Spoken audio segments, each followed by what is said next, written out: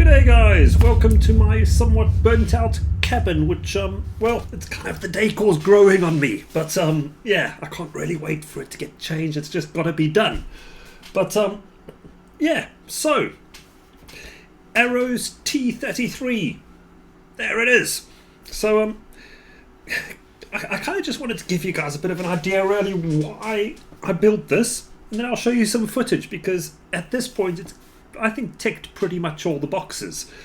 So if you recall, if we go back a while, crikey, late last year, we lost our airfield access, and as a result all of my big EDF jets, which were all FPV'd up, well, they're a bit difficult to fly in small locations. You want good runways, a couple of kilometers in all directions, and if you don't have that, it just doesn't work. So well, I've been flying out of the local club, and it's fantastic, thoroughly enjoying it, but it just doesn't suit FPV. You know, you could get a quadcopter around it, you could fly something slow. Maybe what those T1s over there would probably be okay, but you know, they're great, but actually I want some jet action.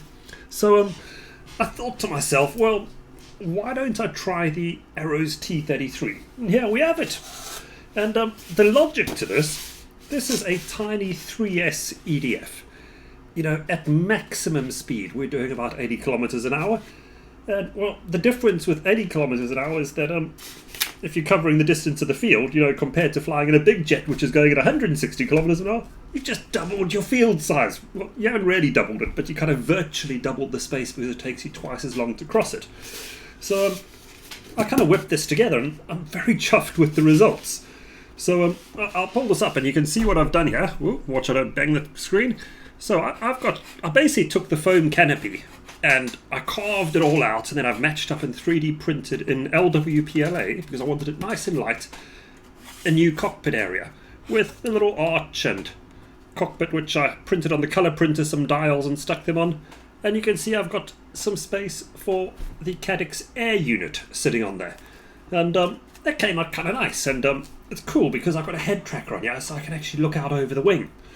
And then what else have I done to it? You know, after that, it's a pretty straightforward install. And truth be told, I could have just gone with it kind of raw and flown it with just a receiver and the guts in it. But then you don't get the OSD goodness. So what I did is I plugged a Crossfire module in, or Crossfire receiver, and we can see up in here I've got a little flight controller which has a GPS and all that sort of stuff on, and that's all kind of buried away in there. Kind of works really, to be perfectly honest. But how does it fly? Well, the simple answer is fantastic. You know, that's another Arrow's EDF over there, another 3S jet, and I found all of the 50mm fan EDFs that Arrow's Hobby makes are fantastic. They fly so incredibly well, and this one doesn't disappoint. With a 3S, I'm flying on an 1800 milliamp pack. I wouldn't say it's vertical performance, but it's maybe 80% of the way to vertical, and it's very agile. It can get around the tight airspace with no problem, and quite simply, it gives me the EDF jet buzz with FPV. And with a little head tracker, kind of just helps the whole experience. So, yeah, I'm chuffed. And I think it's proven that for small field flying, that kind of works. And you can have it all. So, yeah, there we go. I'm going to plug up the footage from today. I was there with a bunch of buddies, and we took the jet up, and I took some of them for passenger rides. They were new to FPV because this is traditionally a liner side club.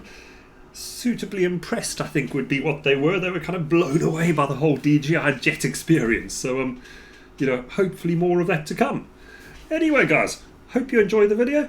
Cheers.